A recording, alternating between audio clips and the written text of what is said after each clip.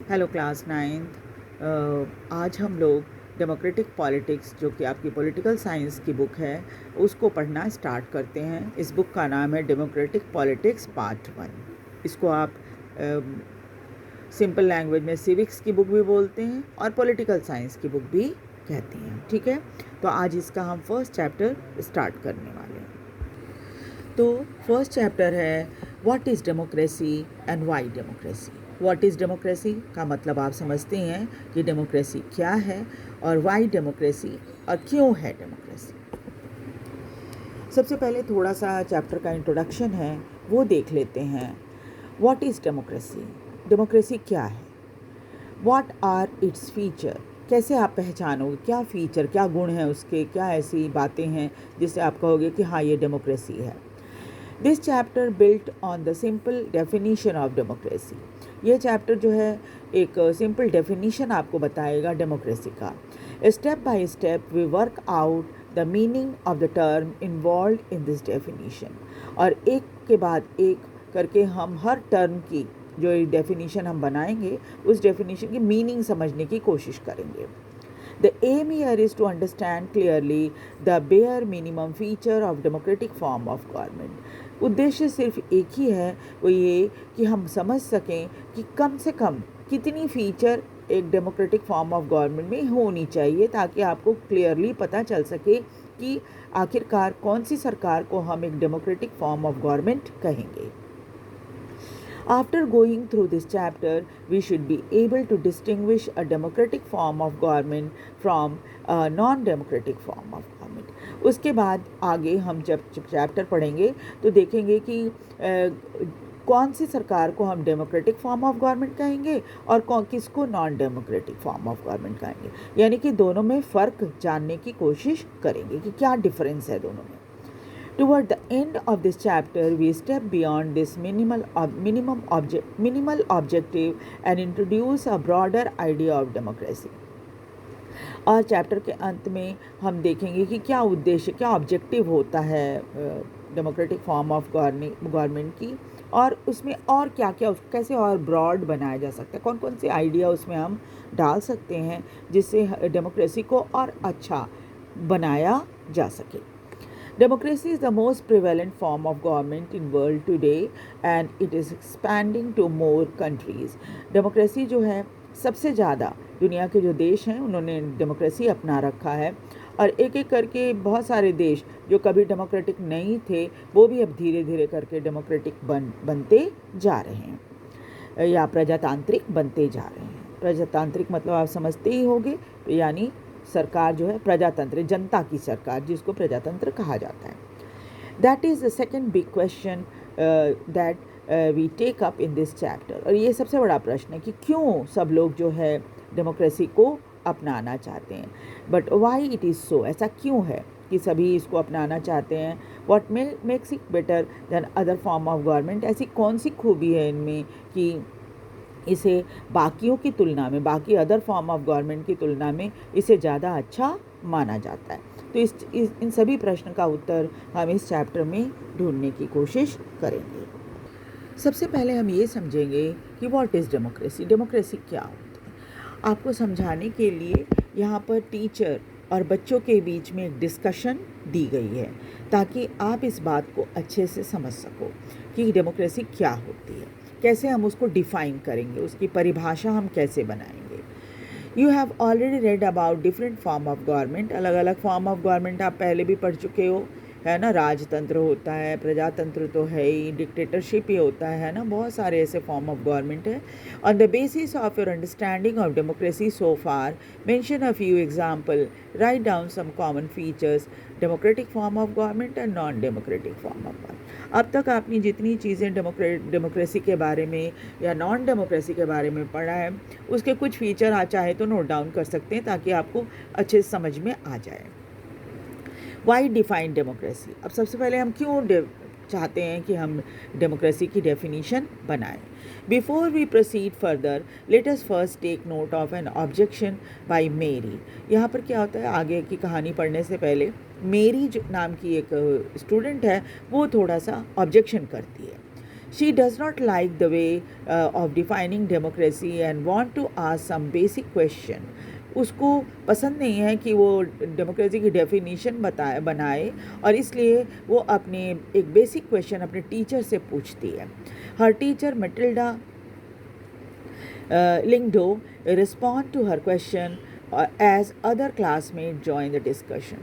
उनकी टीचर हैं मेटिल्डा लिंगडो, वो उसके क्वेश्चन को ध्यान से सुनती हैं और फिर उसका रिस्पॉन्स देने की कोशिश करती हैं, और इस दौरान क्या होता है, कई बच्चे भी इस डिस्कशन में शामिल हो जाते हैं.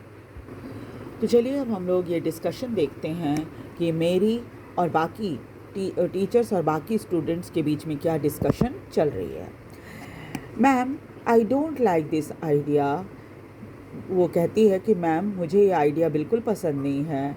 First we spend the time discussing democracy. पहले तो हम अपना समय लगाते हैं डेमोक्रेसी डिस्कस करने में. Then we want to find out the meaning of democracy. फिर हम ये कोशिश करते हैं कि हम डेमोक्रेसी की मीनिंग समझ सकें. I mean logically shouldn't we have approached it the other way वो राउंड. तो इसको लगता है कि लॉजिकली मतलब तर्क संगत तरीके से अगर हम चाहें तो क्यों नहीं हम ऐसा करना चाहिए कि भाई पहले इतना घूमने की जगह सीधे सीधे हम डेफिनेशन देख लें. Shouldn't the meaning have come first and then the example. हमें पहले मीनिंग समझनी चाहिए, फिर उदाहरण देखने चाहिए. लिंगडो मैडम, तो मैडम उनकी जो हैं SST की, वो बोलती हैं, I can see your point. मुझे तुम्हारे पॉइंट तो बिल्कुल समझ में आ रहा है, but that is not how we reason to in everyday life. लेकिन रोज़मर्रा की ज़िंदगी में हम ऐसा नहीं करते.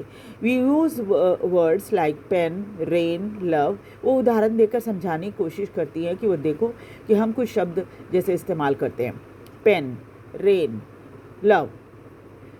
Do we wait to have a definition of these words before we use them? तो क्या हम पहले इन सब वर्ड्स की डेफिनेशन पढ़ते हैं तब हम उसको इस्तेमाल करते हैं? Come to think of it, आप खुद सोचो. Do we have clear definition of these words? क्या हमारे पास एक क्लियर डेफिनेशन होती है इन सभी वर्ड्स की, पेन, रेन और लव की? It is only by using a word that we understand its meaning. ये तब होता है जब हम इन शब्दों को इस्तेमाल करते हैं, तब उसकी मीनिंग हम आसानी से समझ जाते हैं. जैसे पेन है, अब हम पेन जब इस्तेमाल करते हैं तो हमें समझ में आता है कि पेन कैसा होता है, कैसे काम करता है ना. खाली ये सामने देखने से तो बहुत सारे लोगों को समझ में ना आए, लेकिन जब हम इस्तेमाल करते हैं तब हमें आसानी से समझ में आता है. Mary, but then why do we need definition at all. तो मेरी कहती है कि ठीक है मैडम, जब हर चीज़ को हम यूज़ करने के बाद ही समझ पाते हैं तो हमें डेफिनीशन जानने की क्या ज़रूरत है. Lyngdoh madam, we need a definition only when we come across a difficulty in use of words. हम डेफिनीशन का इस्तेमाल तब करते हैं जब हम उस वर्ड को इस्तेमाल करने में हमें डिफ़िकल्टी होती है.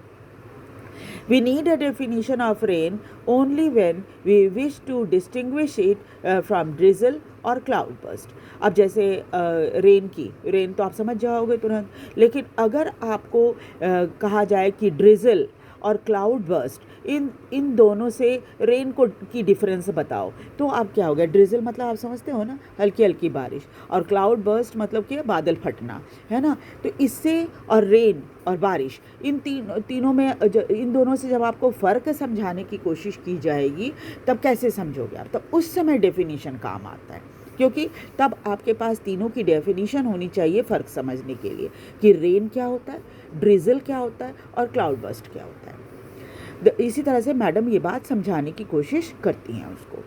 The same is true for democracy. और डेमोक्रेसी के लिए भी यही बात लागू होती है. We need a clear definition only because people use it in different purposes. हम definition इसलिए चाहते हैं क्योंकि कई बार इस शब्द का इस्तेमाल अलग अलग उद्देश्य के लिए भी किया जाता है. Because very different kind of government call themselves democracy. क्योंकि कई बार क्या होता है ना, दुनिया के अलग अलग देशों में भी डेमोक्रेसी होते नहीं है, बट वो अपने आप को डेमोक्रेटिक बताते हैं. रिबियांग, फिर एक नया बच्चा आ जाता है, डिस्कशन में शामिल हो जाता है. But why do we need to work a definition हमें डेफिनेशन बनाने की ज़रूरत क्या है? The other day you quoted Abraham Lincoln to us, democracy is a government of the people, by the people and for the people. अभी तो पिछले class में भी आपने हमें समझाया था एक कोटेशन जो कि अब्राहम लिंकन का है, जिसमें कहा गया है कि democracy is a democracy is a government of the people, by the people and for the people. यानी डेमोक्रेसी जो है एक ऐसी सरकार है जो जनता की सरकार है, जनता द्वारा है और जनता के लिए है। We in Meghalaya always rule our self, Meghalaya में तो हम अपना शासन चलाते हैं। That is accepted by everyone, और इस यहाँ रहने वाले सभी लोग इसको एक्सेप्ट करते हैं। Why do we need to change that, हम उसको चेंज क्यों करें? Lyngdoh madam, I am not saying we need to change it. तो मैडम कहती कि नहीं, मेरा कहने का मतलब ये नहीं है कि तुम बदल दो उसको। डेफिनीशन जो ऑलरेडी है, ये जो पारंपरिक डेफिनीशन इसको कहा जाता है अब्राहम लिंकन का, इसको तुम बदलो। I to find the definition very beautiful, क्योंकि ये डेफिनीशन जो है बहुत ही सुंदर है और बहुत अच्छे से एक्सप्लेन भी करता है डेमोक्रेसी को। But we don't know if this is the best way of defining unless we think about it our self. लेकिन आप ये सोच के देखो कि क्या ये सबसे अच्छा तरीका है, या हम भी कोई ऐसा डेफिनीशन बना सकते हैं जो इससे भी बेटर हो। We must not accept something just because it is famous. हर चीज़ को हमें इसलिए नहीं स्वीकार कर लेनी चाहिए कि वो बहुत फेमस है, just because every one accepted, और इसलिए कि सब ने उसको एक्सेप्ट कर लिया इन द सेंस कि लोगों ने स्वीकार कर लिया कि हाँ, ये इससे बेस्ट डेफिनेशन और हो ही नहीं सकती। योलैंडा, एक और बच्चा इसमें शामिल हो जाता है डिस्कशन में, और फिर madam can I suggest something. तो ये बच्चा मैडम से परमिशन मांग रहा है, कहते हैं कि क्या मैं कुछ सजेशन दे सकता हूँ। We don't need to look for any definition, हमें कोई डेफिनेशन देखने की ज़रूरत ही नहीं है। I read somewhere that the word democracy comes from a Greek word demokratia. मैंने कहीं पढ़ा था कि ये जो वर्ड है डेमोक्रेसी, ये ग्रीक शब्द है जिसका मतलब होता है, जिसको ग्रीक भाषा में डेमोक्रेटिया कहा जाता है। In Greek demos means people. Greek भाषा में डेमोस, इसके दो पार्ट हो गए, डेमोस एंड क्रेटिया।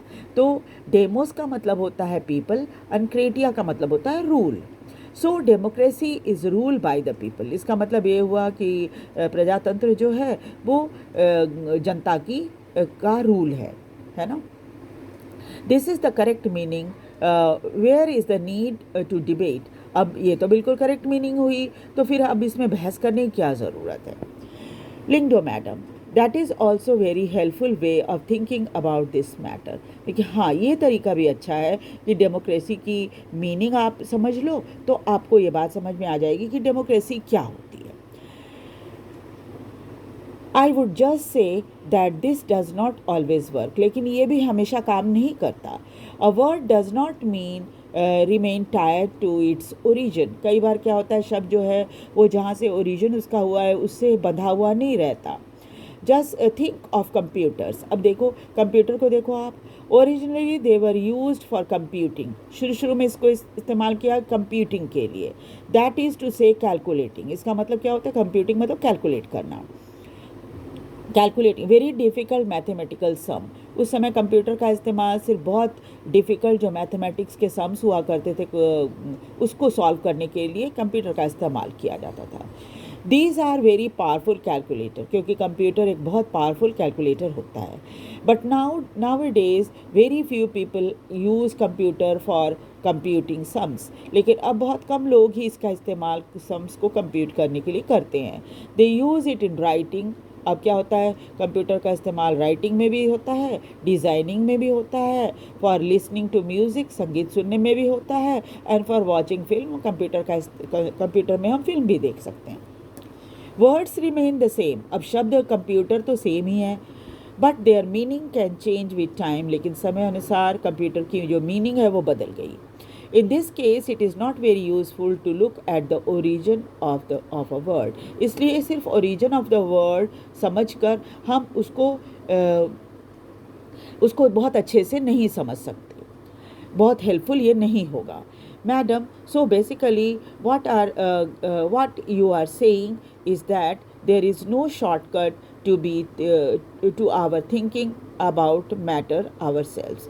तो मेरी कहती है कि अच्छा, बेसिकली आपका कहना ये है कि कोई शॉर्टकट नहीं होता है किसी मैटर के ऊपर जब हम सोचते हैं तो we have to think about its meaning, हमको उसकी मीनिंग समझनी होती है, एंड इवॉल्व डेफिनीशन, फिर हमें अपना खुद एक डेफिनीशन या परिभाषा बनानी होती है।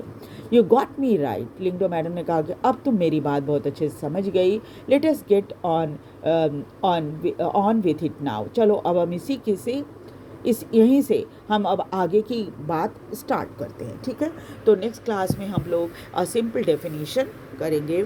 आपको ये वीडियो कैसा लग रहा है, आप इसे लाइक और सब्सक्राइब ज़रूर कीजिए और कमेंट कीजिए, बताइए मुझे कि आप ये अच्छे से समझ पा रहे हैं या नहीं। और मैं इसे एक प्लेलिस्ट बना रही हूँ, उसमें डाल दूँगी, ताकि आप जब भी चाहे, फिर जब भी फ्री हों तो आप इसको देखकर चैप्टर को समझ सकते हैं। Thank you very much. मैं इससे रिलेटेड MCQ भी बनाऊंगी और डाल दूंगी प्लेलिस्ट में, ताकि आप MCQ को भी नोट डाउन कर लीजिए। Thank you.